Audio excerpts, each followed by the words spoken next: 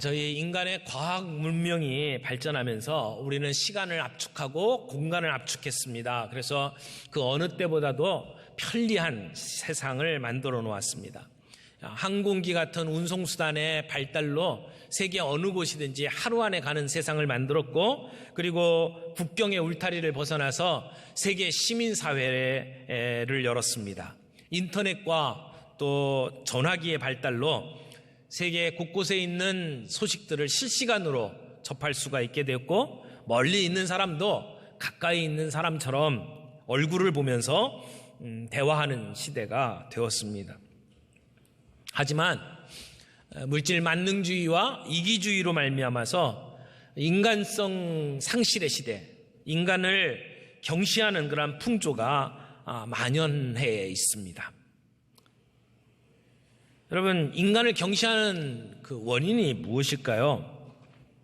전문가들은 이런저런 분석들을 내놓습니다만은 몇 가지만 이야기를 하자면, 아마 산업혁명과 더불어서 기계화가 이루어지고 대량 생산이 가능해지면서 사람을 기계의 한 부분처럼 생각하는 그러한 착각들을 하고 있지 않나 생각을 합니다. 그래서 사람의 가치를 성과주의 또 수행 능력으로 평가해서 기계나 상품처럼 사람들을 생각을 하고 있다는 것이죠. 그러면서 인간의 존엄성이 사라지고 있습니다.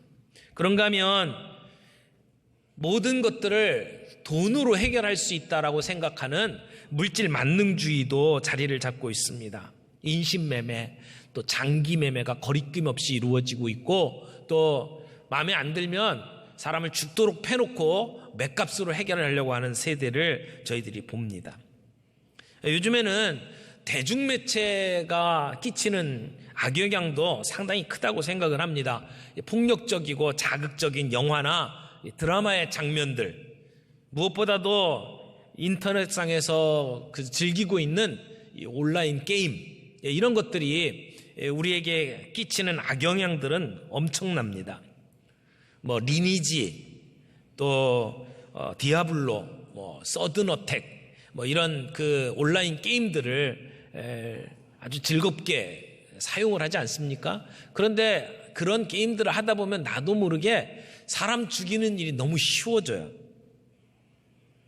사람을 물건 취급하게 됩니다.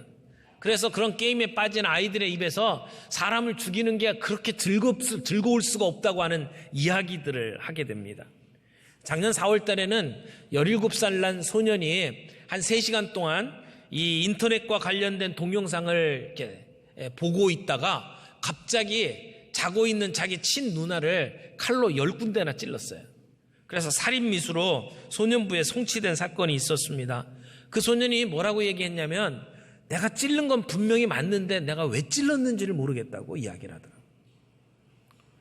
이렇게 무작정 사람을 죽이는 데 재미를 붙인 세대가 점점 늘어나면서 자연스럽게 인간성을 상실할 수밖에 없고, 인격 하나하나의 소중함을 인식하지 못하는 둔감한 세대가 되어버리고 있습니다. 사람의 목숨보다 실적을 더 중요하게 여기는 이 세상 속에 우리 그리스도인들은 어떻습니까? 우리 또한 역시 나도 모르게 세상 사람들하고 똑같은 가치관을 가지고 살아가고 있지는 않은지 한번 점검해 볼 필요가 있습니다. 여러분, 물질 만능주의는 세상에만 있는 게 아닙니다. 우리 교회 안에서도 쉽게 찾아볼 수 있습니다. 지금까지 우리 한국교회는 수십 년 동안 교회 성장, 건축, 헌금과 같은 외형적인 것에 가치를 두고, 그리고 한 영혼의 소중함을 외면해 왔습니다. 사람들이 많이 모이고 훌륭한 예배당 부속시설을 갖추고 있으면, 그리고 좋은 프로그램을 돌리면 그게 좋은 교회라고 생각을 하고, 그래서 교회 출석수 헌금에 목을 매면서 목회를 하는 교회들이 참 많이 있습니다. 이런 생각들이 지배하는 가운데 사랑과 긍휼, 낮아짐, 겸손, 그리고 약자를 돌보는 것들이 자리 잡을 수가 없습니다. 한 영혼의 가치는 값으로 따질 수가 없습니다. 숫자로 계산할 수 있는 게 아닙니다. 그 교회 몇 명 나오냐, 그 교회 건물은 몇 평이냐, 이런 숫자를 가지고 교회를 판단하면 안 됩니다. 그런 태도들 때문에 한 영혼의 중요성을 놓치는 때가 얼마나 많습니까? 오늘 본문은 한 영혼을 소중히 여기시는 예수 그리스도의 관심이 바로 우리의 관심이 되어야 되는 것을 강조하고 있습니다. 10절 말씀 보겠습니다. 삼가 이 작은 자 중에 하나도 업신여기지 말라. 너희에게 말하노니 그들의 천사들이 하늘에 계신 내 아버지의 얼굴을 항상 배웁느니라. 여기에 작은 자라고 나오죠. 작은 자는 사실은 이 18장 앞에 나오는 어린아이를 가리키는 말입니다. 18장에 보면 제자들이 누가 더 큰 자냐라고 하는 다툼이 있습니다. 사람들은요, 이렇게 서로 만나면 서열을 먼저 따지죠. 아마 유대인들도 그랬던 것 같아요. 우리 한국 사람들도 두세 명만 모이면 누가 나이가 더 많냐, 그래서 민증 까라, 이런 얘기들 하잖아요. 그게 서열을 다 잡으려고 그러는 거예요. 서열 잡아서 뭐 하려고요? 서열 잡아서 높은 사람들은 좀 대접받고 좀 서열이 낮은 사람들은 굳은 일 다 하는 거 아닙니까? 그런 마음들이 아마 여기 제자들에게 있었던 것 같아요. 그래가지고 누가 더 크냐라고 하는 자리다툼을 하고 있을 때 예수님께서 어린아이를 불러서 이렇게 세우시고 어린아이를 안으시면서 이렇게 말씀을 하시죠. 이 어린아이와 같이 자기를 낮추는 사람이 천국에서 큰 자다. 이렇게 보여주시면서 말씀을 하십니다. 그리고 이어서 하시는 말씀이 이 작은 자 중에 하나도 업신여기지 말아라 라고 하는 것이죠. 여러분, 우리가 작은 자들을 업신여기지 말아야 될 이유가 무엇입니까? 오늘 본문에서 세 가지로 좀 정리를 하기를 원합니다. 첫 번째는요, 어린아이 하나가 곧 예수님이기 때문에 그렇습니다. 18장 5절 말씀, 좀 앞부분이죠. 5절 말씀을 좀 보겠습니다. 누구든지 내 이름으로 이런 어린아이 하나를 영접하면 곧 누구를 영접했다고요? 나를 영접했다. 이게 누굽니까? 예수님이죠. 그러니까 어린아이 하나를 영접하는 것은 곧 나를 영접하는 것이다 라고 말씀을 하는 거예요. 여러분, 어린아이처럼 하찮은 존재, 예수님 당시에 어린아이들은요, 사람 숫자를 셀 때 어린아이들은 아예 들어가지도 못했어요. 어른들, 그것도 남자들만 숫자를 셌잖아요. 그러니까 정말 하찮은 존재예요. 그런 어린아이에 예수님이 자기를 비교한 거죠. 그래서 어린아이를 영접하는 것이 곧 나를 영접하는 것이다 라고 말씀을 하셨습니다. 우리나라에서도 우리 어린이들을 참 이렇게 오랫동안 무시해 왔죠.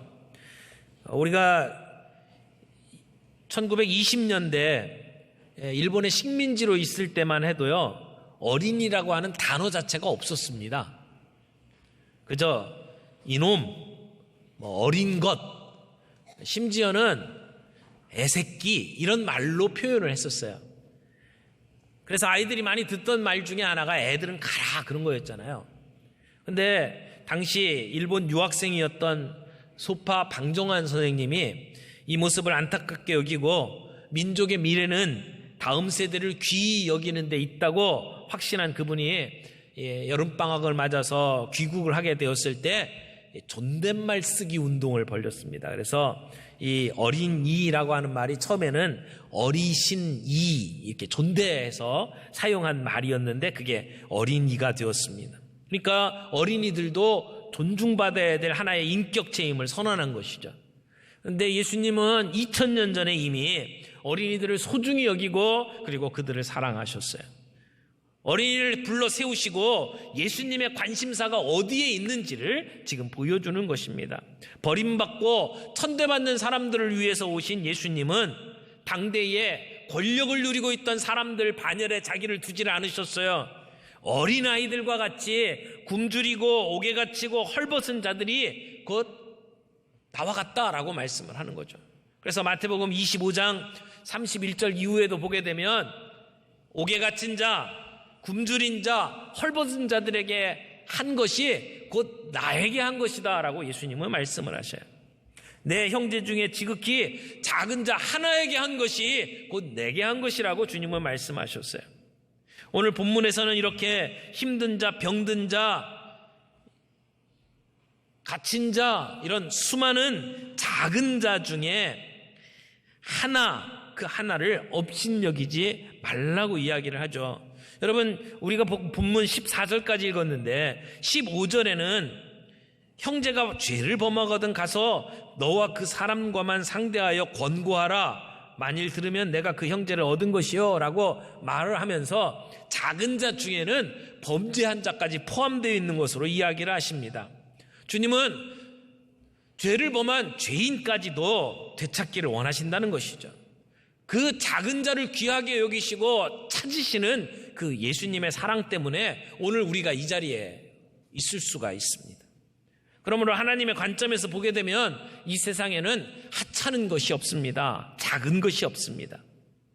그런데도 우리 눈에는 얼마나 많은 작은 자들이 있습니까? 가정에서, 사회에서, 세상 어디에도 우리는 그 작은 자들의 신음소리, 작은 자들의 울부짖음에 귀를 기울이지 않습니다. 이것이 오늘 우리들의 모습입니다. 오늘 우리 그리스도인들은 작은 자들을 업신여기지 말아야 합니다. 이유가 뭡니까? 어린아이와 같이 지극히 작은 자 하나가 바로 예수님 자신이라고 말씀하시기 때문에 그렇습니다. 여러분, 우리가 작은 자를 업신여기지 말아야 될 두 번째 이유는 길을 잃은 한 마리의 양을 소중히 보시기 때문에 그렇습니다. 예수님은 한 명의 어린 소자를 교회와 동일하게 보십니다. 주님께서는 12절, 13절에 비유를 한 가지 드십니다. 양 100마리를 가지고 양을 치는 목자가 있죠. 해가 져가지고 양을 세어보니까 양이 99마리예요. 한 마리가 어디론가 사라졌어요. 어떻게 할까 고심을 하다가 99마리는 우리에 두고, 그리고 그 밤중에 저녁도 못 먹고 지팡이를 들고 험한 상을 향해서 떠나가는 겁니다. 그리고 한 마리를 찾아가지고 돌아오는 이야기를 하고 있습니다. 이 이야기는 하나님 아버지의 마음을 표현하는 것입니다. 한 마리의 양을 찾기 위해서 애쓰는 이 목자의 마음이 한 영혼을 찾아서 애쓰는 우리 하나님 아버지의 마음이다라고 하는 것이죠. 하나님께서는 잃어버린 한 마리의 양을 찾기 위해서 모든 것을 거셨습니다. 로마서 5장 8절 말씀에 보면 우리가 아직 죄인 되었을 때에 그리스도께서 우리를 위하여 죽으심으로 하나님께서 우리에 대한 자기의 사랑을 확증하셨느니라 라고 말씀을 하셔요. 하나님의 놀라운 사랑이 사실적으로 표현되어 있는 말씀입니다. 우리가 거룩하고 순결하기 때문에 구원받은 게 아닙니다. 우리가 죄인이었을 때에 하나님께서 우리를 택하시고 우리를 구원하시기로 작정하셨습니다. 그 사랑 때문에 오늘 우리가 여기에 있는 것입니다. 그런데 여기 99마리의 양은 무엇을 말하는지 아십니까?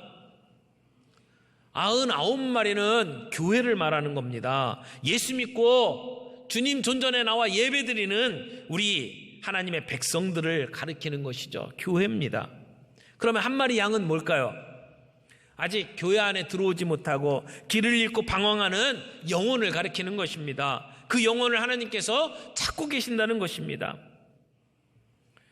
여러분, 물론 한 마리의 양과 99마리의 양, 어떤 것이 더 귀하냐? 물론 99마리가 훨씬 더 귀하겠죠. 그러나 중요한 것은 하나님은 그 모두를 사랑하신다는 겁니다. 그러므로 여기에 중요한 것은 한 마리 양의 가치를 무시하면 안 된다는 것을 가리키는 것이죠. 99마리가 있다고 해서 잃어버린 한 마리 없어도 된다, 그렇게 생각하면 안 된다는 것입니다. 이 목자는 그렇게 하지 않았습니다. 밖으로 나간 한 마리 양에 집착했습니다. 우리 예수님도 99마리의 양을 가지고 만족하지 않으십니다. 한 마리 양을 찾기 위해서 험한 산을 향하여 발걸음을 옮기시는 분입니다. 이게 무엇을 의미합니까? 예수님의 눈에는 그 한 마리의 어린 양이 99마리의 양처럼 중요하다라고 하는 것을 보여주는 겁니다. 한 영혼이 교회 안에 있는 모든 사람과 거의 같은 생각을, 같은 무게로 보신다는 것이죠. 하나님에게는 한 영혼이 정말 귀중한 존재요, 값진 존재입니다. 여기 목자가 온갖 수고를 하고 드디어 양을 찾았습니다. 어깨에 메고 돌아와서 기뻐하면서 잔치를 베풀었다고 이야기를 합니다. 여기 핵심은 기뻐했다는 것입니다. 한 영혼을 찾았을 때 기뻐했다는 겁니다. 목자에게 있어서 모든 양은 다 귀한 겁니다. 그 100마리 가운데 한 마리, 여기 99마리 있으니까 한 마리 없어져도 괜찮다가 아니라 그 한 마리를 찾기 위해서 애쓰고 수고했고, 그 한 마리 양을 찾았을 때 큰 기쁨으로 잔치를 베풀었던 것. 오늘 우리 교회가 그런 마음 가져야 된다고 생각해요. 길 잃고 방황했던 사람들, 상처 입고 고통당했던 사람들, 그들이 우리 교회에 와서 회복되고 삶의 소망 갖게 되고, 그리고 예수 믿는 그 모습들을 보면서 잔치를 베풀 수 있는 그 마음들이 저희 모두에게 있기를 바랍니다. 작은 자 중에 하나라도 없인 여기지 말아야 될 이유가 여기에 있습니다. 길을 잃은 한 마리의 양을 너무나도 소중히 여기시는 주님의 마음 때문에 그렇습니다. 잃은 양 한 마리를 나머지 99마리의 양과 같은 무게로 보시는 그러한 우리 주님의 마음, 그것 때문에 우리는 작은 자 중에 하나라도 없인 여기면 안 된다는 것입니다. 세 번째로, 작은 자 하나를 구하는 것이 하나님의 뜻이기 때문입니다. 14절 말씀 읽겠습니다. 14절 다 같이 읽겠습니다. 이와 같이 이 작은 자 중에 하나라도 잃는 것은 하늘에 계신 너희 아버지의 뜻이 아니니라. 작은 자 중에 하나라도 잃어버리는 것은 하나님의 뜻이 아니다. 부정의 부정, 이런 것들은 거꾸로 놓고 생각을 하면 되죠. 그러니까 작은 자 중에 하나를 구원하는 것이 하나님의 뜻이라고 하는 말씀입니다. 왜 그렇습니까? 그 영혼을 향한 우리 하나님 아버지의 사랑 때문에 그렇습니다. 여기 11절에는 없음 이렇게 돼 있죠. 11절에는 내용이 없어요. 그런데 그 옆에 아라비아 숫자, 작은 숫자 있는 거 보이십니까? 제 성경에는 3 이렇게 돼 있는데, 그 3하고 제일 그 본문 성경 아래쪽에 가면 3이 나와요. 3에 뭐라고 돼 있냐면, 어떤 사본에 11절 인자가 온 곳은 잃은 자를 구원하려 함이니라가 있음, 이렇게 돼 있죠. 그래서 성경을 이렇게 펜으로 이렇게 뭡니까 받아 써서 이렇게 성경 사본이 여러 가지가 있는데, 어떤 사본에는 11절이 없고 어떤 사본에는 이 말씀이 있다, 이런 얘기예요. 그래서 우리 한국 성경에는 없는 사본을 따라서 이렇게 11절을 비워놨는데, 어떤 사본에는 이 말씀이 있다 그래서 밑에다가 참고로 줄을 달아놓은 거죠. 인자가 온 것은 잃은 자를 구원하려 하는 겁니다. 이게 주님이 가지고 있는 목적이죠. 예수님이 이 땅에 오신 인생의 사명 선언이에요. 내가 온 것, 잃은 자를 찾아서 구원하는 것이라고 말씀을 하는 것이죠. 이게 하나님의 뜻이라고 이야기를 하는 겁니다. 99마리를 두고 한 마리를 찾아서 나가는 그러한 목자의 심정, 이게 하나님의 마음이고 하나님의 뜻이라고 이야기를 하는 것입니다. 여러분, 잠언 말씀 하나만 좀 찾아보겠습니다. 잠언 24장 11절 말씀이에요. 잠언 24장 11절입니다. 너는 사망으로 끌려가는 자를 건져주며 살육을 당하게 된 자를 구원하지 아니하려고 하지 말라. 여기 구원하지 아니하려고 하지 말라, 그 얘기는 구원하라, 그 얘기죠. 그래서 현대인의 성경을 보면 좀 더 실감이 나요. 너는 억울하게 죽게 된 사람을 구하며 살인자의 손에 끌려가는 사람을 구출하는데 주저하지 말라. 여러분, 죽어가는 사람들을 보고 그냥 지켜보면 안 된다는 겁니다. 살인자의 손에 끌려가는 사람을 구출하는데 주저하면 안 된다는 얘기죠.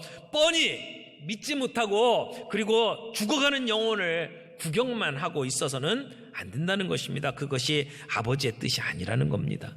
잠언의 말씀처럼 그들을 구원하기 위해 안타까운 마음을 가져야 합니다.